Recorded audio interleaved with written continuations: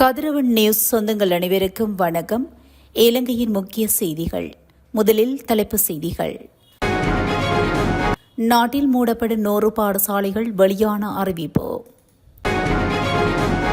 விவசாயிகளுக்கு ஜனாதிபதி வெளியிட்டுள்ள மகிழ்ச்சி தகவல்.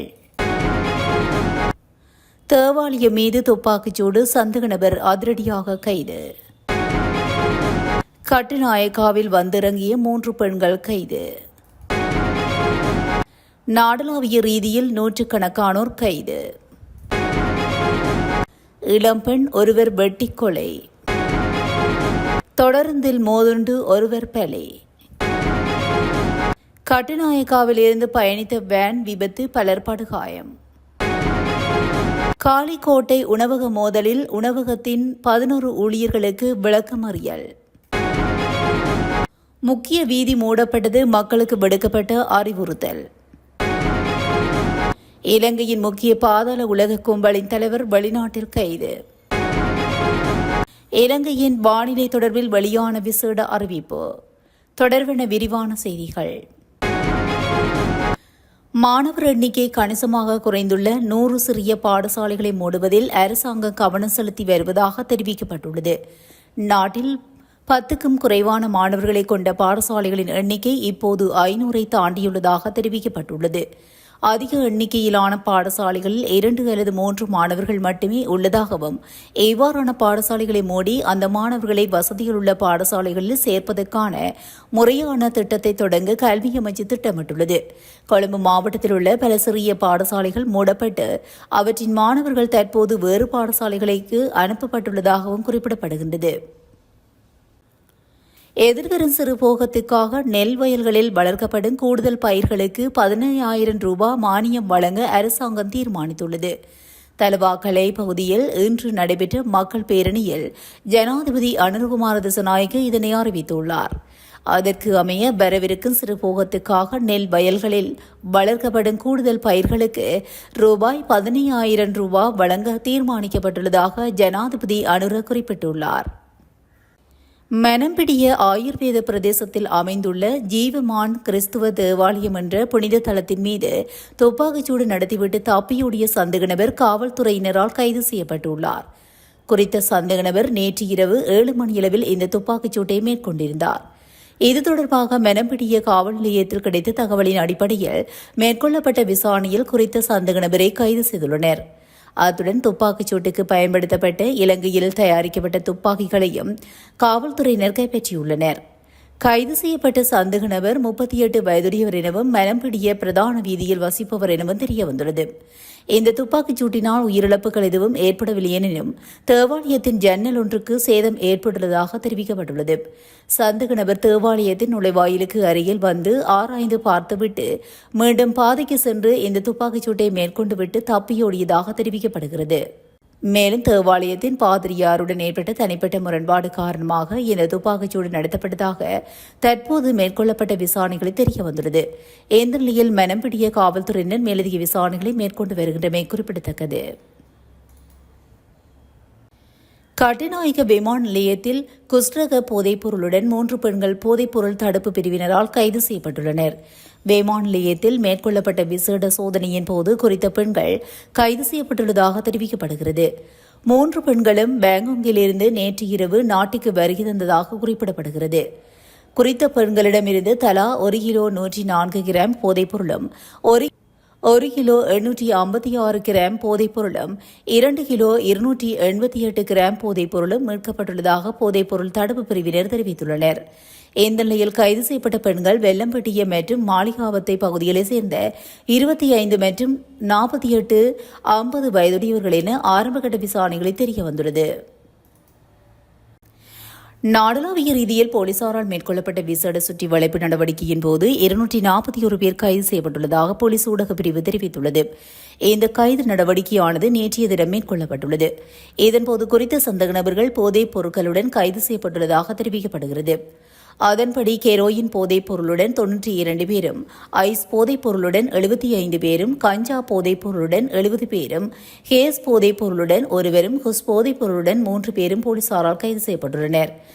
அத்தோடு 91 கிராம் 890 மில்லிகிராம் கெரோயின் போதைப் பொருளும் 131 கிராம் 220 மில்லிகிராம் ஐஸ் போதைப் பொருளும் 2 கிலோ 96 கிராம் கஞ்சா போதைப் பொருளும் 2 கிராம் கேஸ் போதைப் பொருளும் 5 கிராம் 248 மில்லிகிராம் குஸ் போதைப் பொருளும் கைப்பற்றப்பட்டுள்ளதாக போலீஸ் ஊடகப் பிரிவு தெரிவித்துள்ளது. மத்துகமவில் டார்டன் வேல்டு தோட்டத்தில் இளம்பெண் ஒருவரின் சடலம் கண்டெடுக்கப்பட்டுள்ளது. நேற்று பிற்பகல் சடலம் கண்டெடுக்கப்பட்டதாக தெரிவிக்கப்படுகிறது. கூர்மையான ஆயுதத்தால் இளம்பெண்ணின் கழுத்து வெட்டப்பட்டுள்ளதாக தெரியவந்துள்ளது. ஆனால் இந்த கொலையை யார் செய்தார்கள் என்பது இன்னும் வெளியாகவில்லை. இந்த சம்பவத்தில் சுமார் 25 வயதுடைய பெண் ஒருவர் உயிரிழந்துள்ளதாக மதுகம போலீசார் தெரிவித்தனர். சம்பவம் தொடர்பில் மதுகம போலீசார் விசாரணைகளை தொடங்கியுள்ளனர். கொழும்பிலிருந்து பதுளை நோக்கி சென்ற தொடருந்தில் மோதுண்டு நபர் ஒருவர் உயிரிழந்துள்ளார். பெரகும்பர அம்பேவெல தொடருந்து நிலையங்களுக்கு இடையே இன்று அதிகாலை 4:15 மணியளவில் இந்த விபத்து நேர்ந்துள்ளது. தியத்தலாவ பகுதியைச் சேர்ந்த 26 வயதுடைய சம்பத் என்ற நபரே இவ்வாறு உயிரிழந்துள்ளதாக பட்டிப்பொல போலீசார் தெரிவித்தனர். உயிரிழந்தவர் தொடருந்து நிலையத்தில் தொடருந்து கடவை மேற்பார்வையாளராக பணிபுரிந்து வருவதாக தெரிவிக்கப்படுகிறது. தொடருந்து கடவையில் படுத்து உறங்கியதனால் இந்த விபத்து நேர்ந்திருக்கலாம் என்று போலீசார் சந்தேகம் வெளியிட்டுள்ளனர். மேலும் உயிரிழந்தவரின் சடலம் அம்பிவெல தொடருந்து நிலையத்தில் ஒப்படைக்கப்பட்டுள்ளதுடன் சம்பவம் தொடர்பான மேலதிக விசாரணைகளை பட்டிப்பொல போலீசார் மேற்கொண்டு வருகின்றனர். கொழும்பு கட்டுநாயக்க விமான நிலையத்திலிருந்து கென்னியா நோக்கி பயணித்த வேன் ஒன்று விபத்துக்குள்ளானதில் பலர் காயமடைந்துள்ளதாக காவல்துறையினர் தெரிவித்தனர். குறித்த விபத்து இன்று காலை கபரண பகுதியில் இடம்பெற்றுள்ளது. குறித்த விபத்து சம்பவத்தில் வேன் சாரதி உட்பட சிறுவர்களும் பலத்த காயங்களுக்கு உள்ளாகியுள்ளதாக தெரிவிக்கப்பட்டுள்ளது. விபத்தில் காயமடைந்துள்ளவர்கள் தம்புள்ள வைத்தியசாலையில் அனுமதிக்கப்பட்டுள்ளதாக தெரியவந்துள்ளது. சம்பவம் தொடர்பான மேலதிக விசாரணைகளை கபரணை காவல்துறையினர் முன்னெடுத்துள்ளனர். காலிக்கோட்டையில் அமைந்துள்ள உணவகத்தின் மேலாளர் உட்பட 11 ஊழியர்கள் கைது செய்யப்பட்டு விளக்கமறியலில் வைக்கப்பட்டுள்ளனர். வாடிக்கையாளர்கள் குழுவை தாக்கியதாக கூறப்படும் குற்றச்சாட்டிலேயே அவர்கள் 2025 ஏப்ரல் 28ஆம் தேதி வரை விளக்கமறியலில் வைக்கப்பட்டுள்ளதாக போலீசார் தெரிவித்துள்ளனர். ஏப்ரல் 2025 16ஆம் தேதி இரவு உணவு தொடர்பான பிரச்சினை காரணமாக உணவக ஊழியர்களுக்கும் உணவருந்திய குழுவினருக்கும் இடையே முருகல் நிலை உடல் ரீதியான மோதலாக மாறியது. இதன்போது கொழும்பை சேர்ந்த 28 வயதுடைய ஒருவரும் 17 மற்றும் 14 வயதுடைய 2 சிறுவர்களும் உட்பட 6 பேர் காயமடைந்து காலி தேசிய மருத்துவமனையில் அனுமதிக்கப்பட்டனர். விசாரணைகளை தொடர்ந்து தாக்குதலில் தொடர்புடைய 11 பேரையும் போலீசார் அடையாளம் கண்டு கைது செய்து அவர்களை நீதிமன்றத்தில் முன்னிலைப்படுத்தியுள்ளனர். விகாரகல பகுதியில் நிலச்சரிவு ஏற்பட்டதனால் பெரகல வெள்ளவாய சாலையில் போக்குவரத்து தடைப்பட்டுள்ளது. இதன் விளைவாக அந்த சாலையில் பயணிக்கும் சாரதிகள் மாற்று வழிகளை பயன்படுத்துமாறு அறிவுறுத்தப்பட்டுள்ளனர். மாற்றுப்பாதையாக வெள்ளவாய சாலையை பயன்படுத்தலாம் என்றும் பதுளை மாவட்ட அதிகாரிகள் தெரிவித்துள்ளனர். இந்த சம்பவம் இன்று அதிகாலையில் நடந்ததாகவும் மண் சரிவு காரணமாக சாலை முற்றிலுமாக தடைப்பட்டுள்ளதாகவும் தெரிவிக்கப்பட்டுள்ளது. தடைப்பட்ட சாலையில் உள்ள மண்ணை அகற்ற சம்பந்தப்பட்ட தரப்பினருக்கு தகவல் தெரிவிக்கப்பட்டுள்ளதாகவும் விரைவில் பணிகள் மேற்கொள்ளப்படும் என்றும் அதிகாரிகள் தெரிவித்துள்ளனர். பாதாள உலக கும்பலின் தலைவரான வெள்ளே சாரங்கா என அழைக்கப்படும் கமகே சாரங்கா பிரதீப் கேவத் என்பவர் துபாயில் வைத்து கைது செய்யப்பட்டதாக தகவல் வெளியாகியுள்ளதாக குற்றப்புலனாய்வு திணைக்கள அதிகாரிகள் தெரிவித்துள்ளனர். பல்வேறு குற்ற செயல்கள் தொடர்பில் சர்வதேச போலீசாரால் சிவப்பு எச்சரிக்கை விடுக்கப்பட்டிருந்த வெள்ளே சாரங்க என்பவரே இவ்வாறு கைது செய்யப்பட்டுள்ளார். கடந்த ஆண்டு பிப்ரவரி மாதம் கொழும்பு முகத்துவாரம் வெள்ளம பகுதியில் இடம்பெற்ற துப்பாக்கிச்சூட்டு சம்பவத்துக்கும் வெள்ளே சாரங்க என்பவருக்கும் தொடர்பு இருக்கலாம் என போலீசார் சந்தேகிக்கின்றனர். இந்த துப்பாக்கிச்சூட்டு சம்பவத்துக்கு உதவி செய்ததாக கூறப்படும் வெள்ளே சாரங்கா என்பவரின் மைத்துனரான இறைச்சி வியாபாரி மகாபாகவே பிரதேசத்தில் சுட்டுக் கொல்லப்பட்டமை குறிப்பிடத்தக்கது.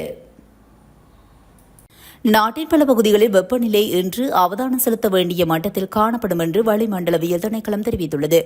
வடக்கு, வடமத்திய, வடமேல், மேல், தென் மற்றும் கிழக்கு மாகாணங்களில் சில பகுதிகளிலும் ரத்தினபுரி மற்றும் மொனராகலை மாவட்டங்களிலும் வெப்பநிலை 39 முதல் 45 பாகை செல்சியஸ் வரை இருக்கும் என்று வளிமண்டலவியல் திணைக்களம் சுட்டிக்காட்டியுள்ளது.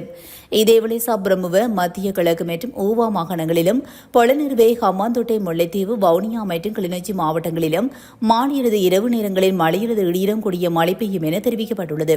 சில இடங்களில் 50 மில்லிமீட்டருக்கும் அதிகமான பலத்த மழை பெய்யக்கூடும் எனவும் வளிமண்டலவியல் திணைக்களம் வெளியிட்டுள்ள அறிக்கையில் தெரிவிக்கப்பட்டுள்ளமை குறிப்பிடத்தக்கது.